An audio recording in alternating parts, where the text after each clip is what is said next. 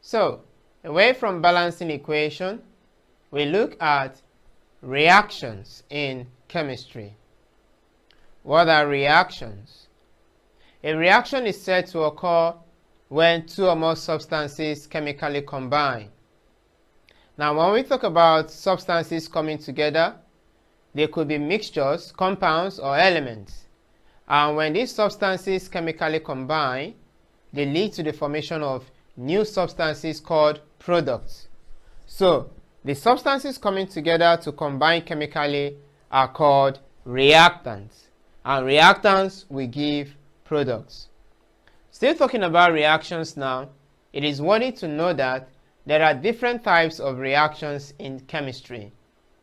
These reactions include combination, decomposition reaction, displacement reaction, double decomposition reaction, catalytic reaction, reversible reaction, thermal reaction, and lastly, oxidation reduction reaction, which is also called redox reaction. Let us therefore take a look at these types of reactions one after the other. The first we shall be talking about is combination reaction. Combination reaction can be between two or more elements. When elements chemically combine, they lead to the formation of a compound. Good example of this kind of combination is when magnesium bonds in air. That is to say, magnesium reacts with oxygen to give magnesium oxide. We are not really interested in balancing the equations here, but just to make us understand what happens between two substances coming together to give a compound. Hydrogen can also go into reaction with chlorine to give hydrogen chloride. Sodium coming together with chlorine to give sodium chloride. And iron will react with sulfur to give iron 2 sulfide. So these are examples of combination reaction.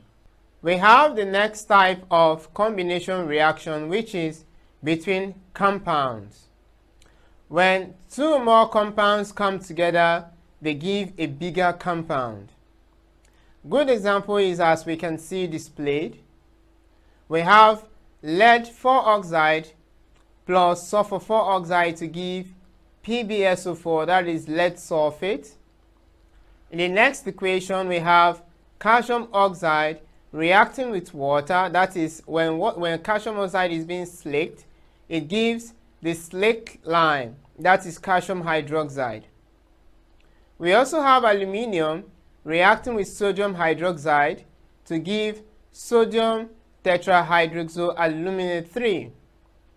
That is a complex compound. We also have magnesium oxide reacting with carbon 4 oxide to give magnesium carbonate. So these are instances where two compounds coming together to give a bigger compound when they react. Away from combination reaction, let us take a look at the next type of reaction, which is decomposition reaction. When we talk about decomposition reaction, as the name goes, decompose. Decomposition simply means the application of heat. That is to say, the compound is being broken down. So decomposition reaction is a type of reaction in which a given compound is broken down as a result of the application of heat. When these compounds split, it brings about the formation of different compounds. So these are examples of decomposition reaction. Lead nitrate decomposes when heated to give lead 2 oxide plus nitrogen 4 oxide, and oxygen gas is liberated. When potassium nitrate decomposes under heat, it gives potassium dioxonitrate 2 plus oxygen. In the third equation, calcium triazonitrate 5, or simply call it calcium nitrate, will decompose to give calcium oxide, also known as quicklime, plus oxygen and nitrogen 4 oxide. We all have magnesium carbonate decomposes to give us magnesium oxide plus carbon 4 oxide. So these are examples of decomposition reaction. Once again, a decomposition reaction takes place when heat is applied to a compound, making such compound to break down or split to simpler compounds. So away from decomposition reaction, let us take a look at our next type of reaction called displacement reaction. Looking at the equation representing displacement reaction, from its name, displacement, A reacts with By to give the product Ay plus B. That simple equation simply tells us that A has displaced B. It simply tells us that A displaced B in that equation. A is able to displace B probably because it is more reactive than B, or has more affinity for Y than B. So a displacement reaction is a kind of reaction in which an element displaces another element or radical in a given reaction. It is worthy to note that for an element to displace another element in a compound or in any given reaction, such an element coming to displace the other must be higher than it in the electrochemical series. Now, talking about electrochemical series, I would like to refer you to our lesson on electrochemistry. So check out our video lesson on electrochemistry to recall and understand better what we meant by electrochemical series or activity series. In that lesson, we talked and explained more on reactions looking at electrochemical series. That is, we made reference to the electrochemical series, where a given element will be able to displace another element in any reaction or when they are being electrolyzed. So displacement reaction here tells us that for an element to displace another element, it must be higher than it in the electrochemical series. Let us therefore take a good look at the electrochemical series. Brief introduction again to the electrochemical series. The electrochemical series is simply an array of cations and anions, which tells us the strength of different cations. So looking at what we have displayed, we have the cations which are electropositive.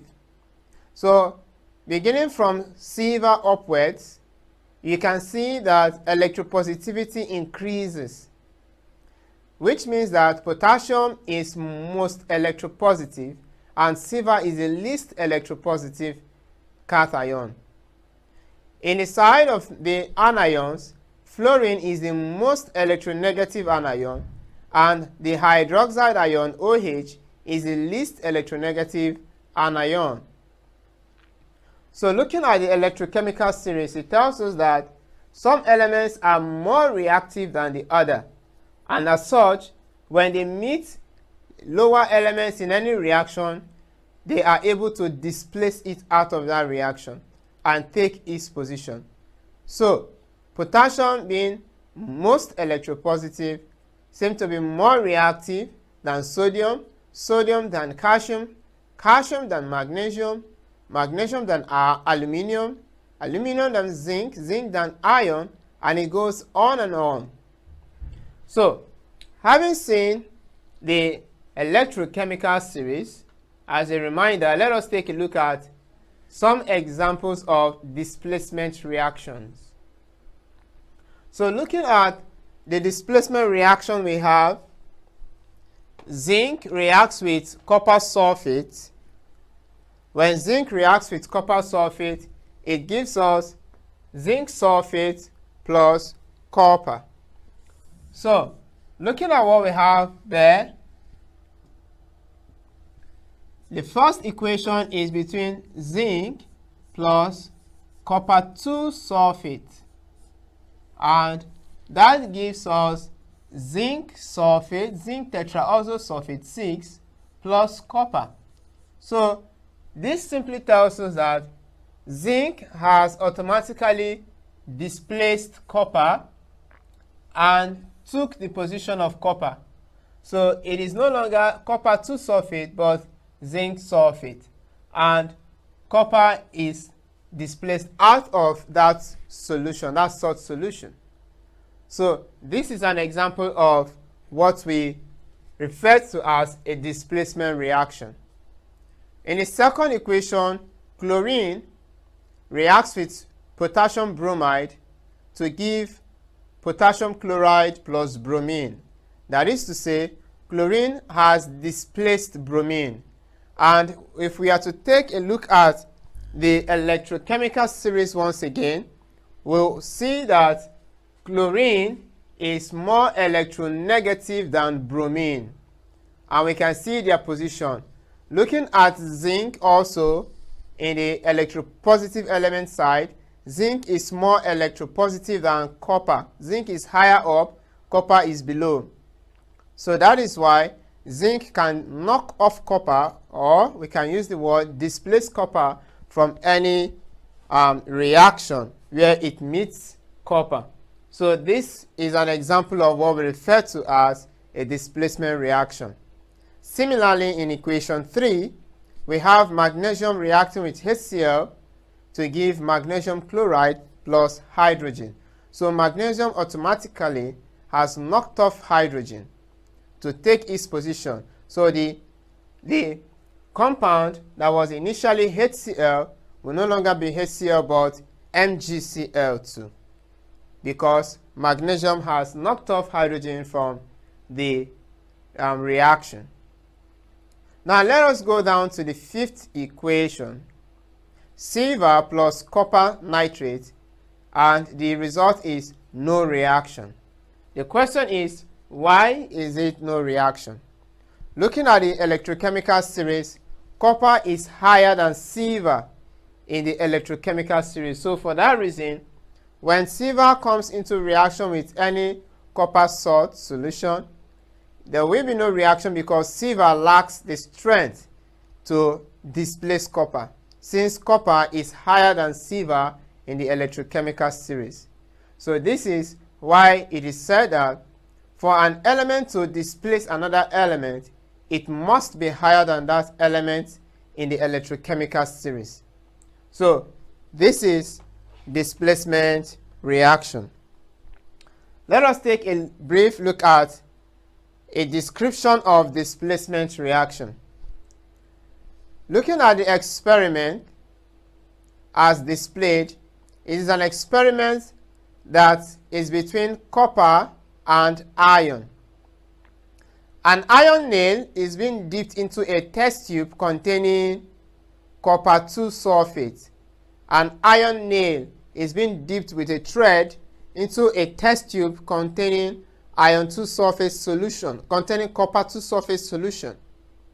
And after some time, the blue coloration of copper 2 sulfate turns light green, telling us that iron has displaced copper from that solution to take its place, and it is now iron 2 sulfate solution. So what is simply happening in that reaction is iron coming into reaction with copper sulfate. Copper sulfate is blue, the light blue coloration. When iron comes into reaction with copper sulfate, it displaces copper and takes the position as iron 2 sulfate, and copper has been displaced. Copper has been displaced. So Now that solution is the green solution we can see of ion 2.